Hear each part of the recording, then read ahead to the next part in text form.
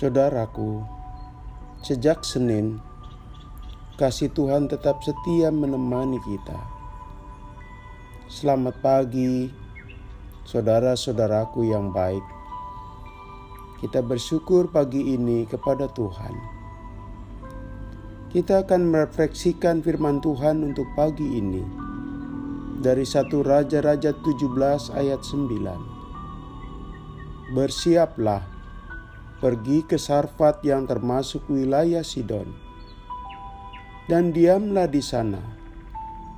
Ketahuilah, aku telah memerintahkan seorang janda untuk memberi engkau makan.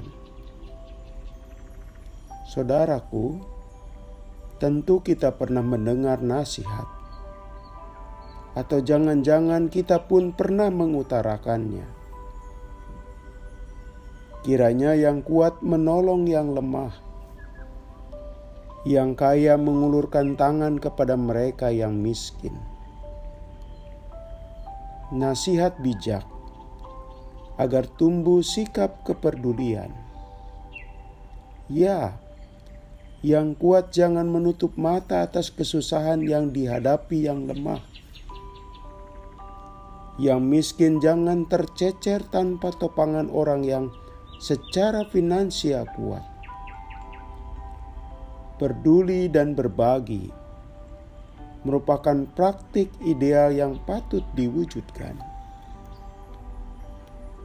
Meskipun demikian, nasihat itu patut dihindari dari kesalahmengertian. Seolah-olah kita baru membantu bila telah kuat lebih dahulu. Tafsir seperti itu berarti kita akan membantu yang lemah.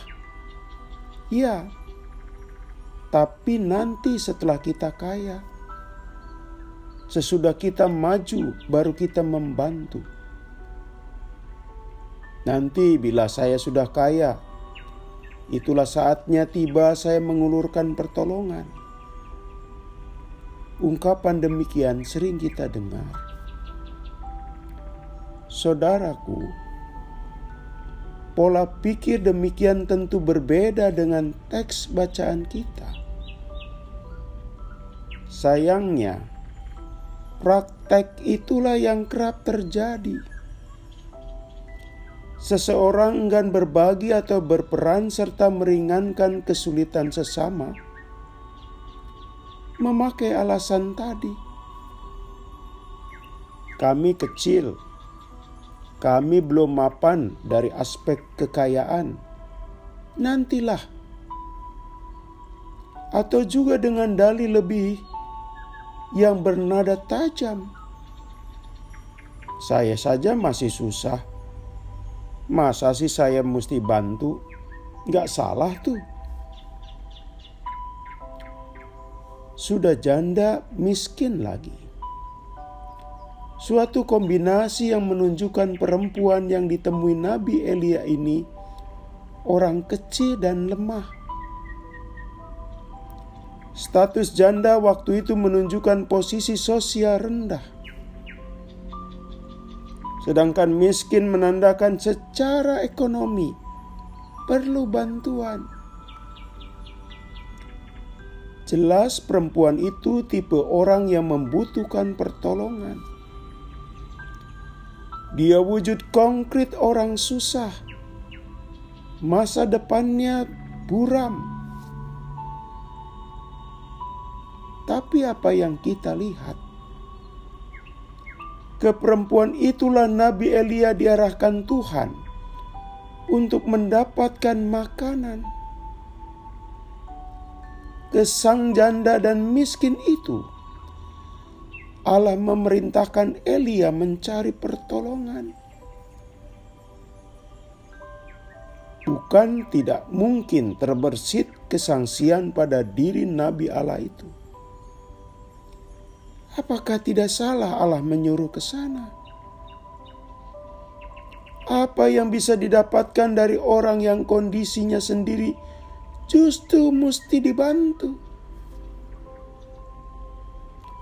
Perempuan itu tidak layak dimintai. yang pantas, ia yang harus diberi.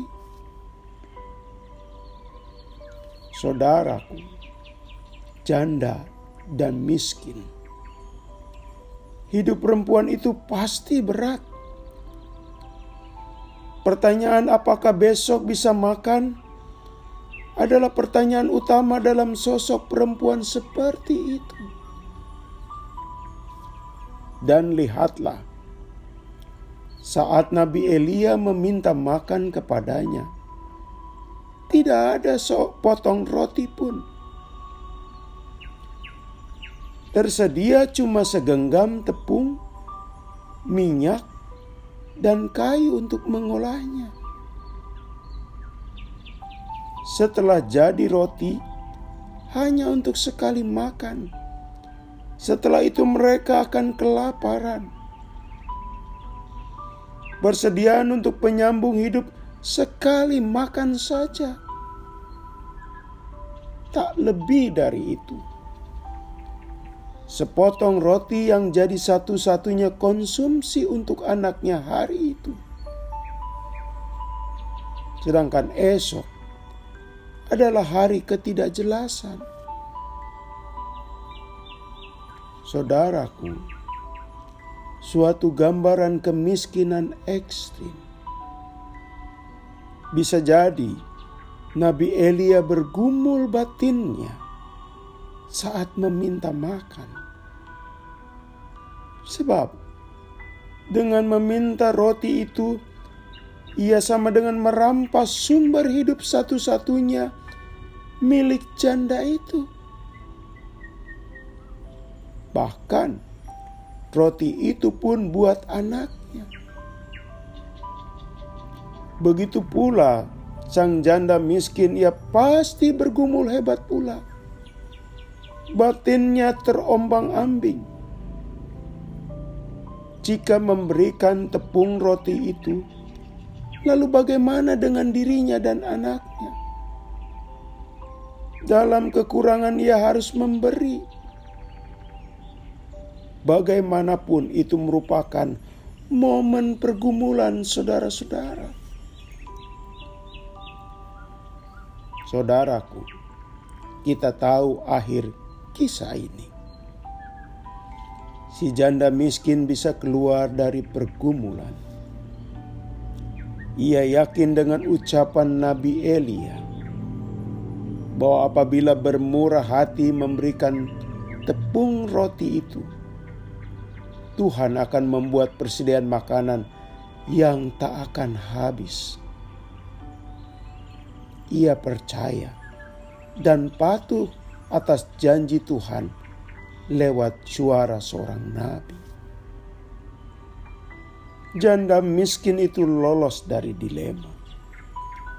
Ia memilih memberi di tengah ketidakberdayaan. Ia membantu pada saat dirinya sendiri pada posisi pihak yang mesti dibantu. Almarhum Bunda Teresia menyatakan, jika mengasihi, mengasihilah sampai terluka. Artinya, memberi yang sungguh-sungguh penuh pengorbanan dan pergumulan. Janda miskin itu memberi kita contoh nyata. Janda miskin itu memberi bukan dari kelebihan, tapi dari kekurangan. Hari ini, posisi kita di mana, saudaraku? Jika kita sekarang adalah orang yang kuat secara sosial dan ekonomi, jangan ragu. Ulurkan tangan untuk mereka yang lapar dan haus. Kekuatan kita menjadi kekuatan yang memberdayakan pihak yang butuh bantuan. Jika saat ini kita ternyata belum maju dan kuat,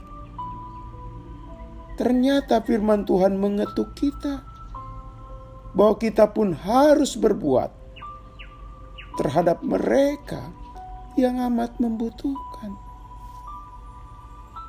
Jangan tunggu nanti. Tatkala Allah meminta kita untuk peduli dan berbagi. Jangan menunggu kaya lebih dulu, mapan lebih dulu. Saat di depan mata kita hadir sosok yang betul-betul tidak berdaya. Tapi ingatlah janda Sarfat. Teladani sikap dan perbuatannya. Kelak Tuhan juga tidak akan membuat kita kekurangan. Kita berdoa.